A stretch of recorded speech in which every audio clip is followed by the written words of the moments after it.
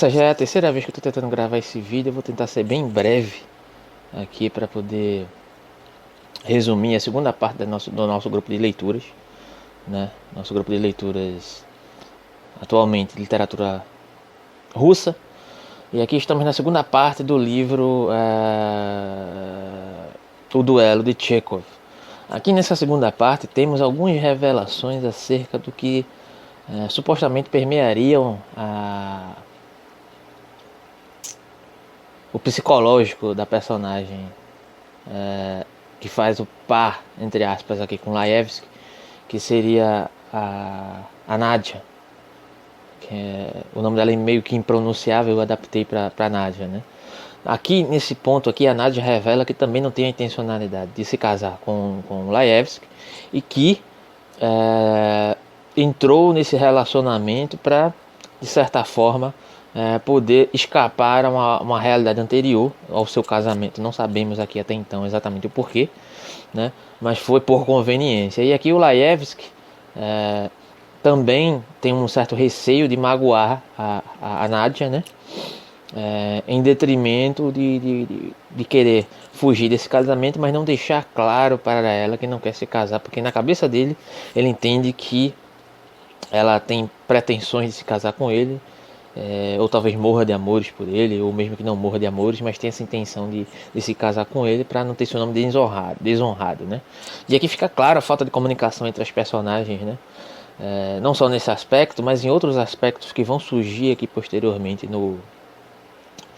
nesse trecho que foi lido até o capítulo 16 do livro, né, se encaminhando para o final do livro, que também se trata referente a uma ambientação que se passa dentro de uma taberna, creio eu, onde há o diálogo entre vários personagens sobre a situação do Laevski, de pedir dinheiro emprestado e ter que se mudar de local, e o porquê que ele não leva a sua suposta companheira nesse contexto para com ele, né?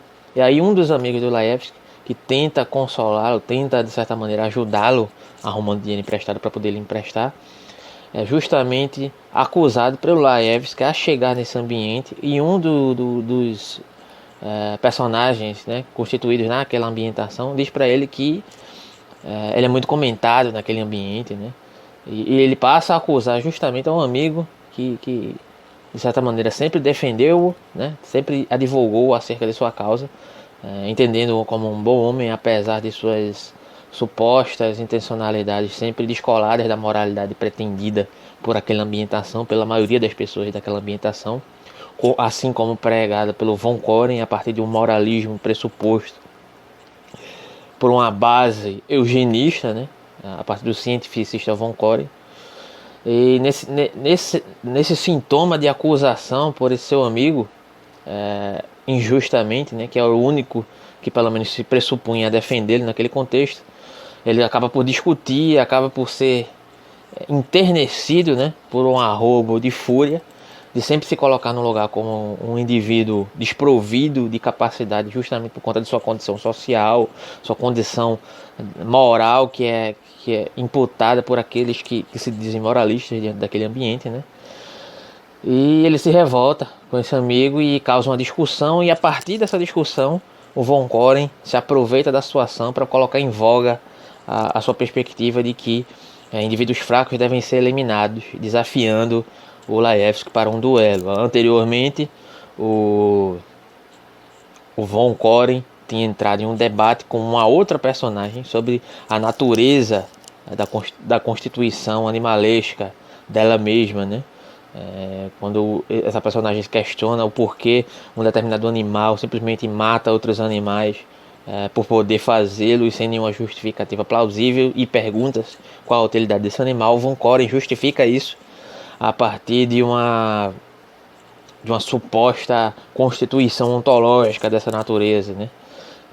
Que assim seria também no ambiente social, e que os fracos tenderiam a serem expurgados, e logo após ele desafia o Laevski, que é uma personagem de tanto que causa tanto incômodo e é tido como um fraco, um amoralista que não se encaixa naquele aspecto social e que deveria ser eliminado, né?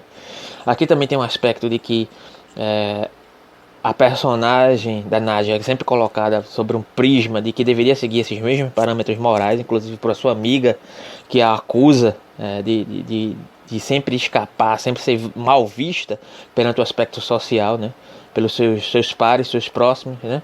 E a julga acerca do que ela deveria ter feito por seu marido anterior, como ela deveria ter cuidado da casa, como ela deveria ter cuidado do seu próprio marido naquele determinado contexto, colocando em vista justamente a contradição que a Nádia teria de si, em contradição a visão que a Nádia teria de si mesma em relação com esse aspecto moral, né? Que predomina na sociedade, e a mesma entra em conflito acerca da visão que ela deveria ter de si mesma e aquilo que se manifesta nela mesma enquanto comportamento que deveria ser considerado natural, né? E a tendência que ela tem a se enamorar de alguns homens, do que deveria ser natural, não fosse a moralidade daquele período. E a partir disso surgem dois personagens aqui, que é o Atmiaov e o Kirillov. O Kirillov parece estar chantageando a Nádia, né, para poder abusar de serviços sexuais, abusar de serviços sexuais. E o Atmiaov presencia isso. O Atmiaov parecia estar enamorado dela e presencia isso. E para se vingar, né, tendo em vista uma dificuldade de comunicação entre essas personagens, ele leva o Laevski até, ele persegue a Nádia juntamente com o Kirillov, que está chantageando para poder prontamente fazer isso com ela, e leva o Laevski até lá para poder presenciar e se vingar supostamente da personagem da Nádia. Diante disso, tendo em vista, essa segunda parte deixa muito bem claro a confusão que pode haver por uma falta de comunicação generalizada que há nessa ambientação a partir desse contexto, né? E o capítulo se encerra com o Laevski chegando em casa e acendendo a vela, e não sabemos qual a reação que ele vai ter perante esse ocorrido, mesmo por muitas vezes dizendo que não tem nem o mínimo de apego por essa mulher, a Nádia. É isso.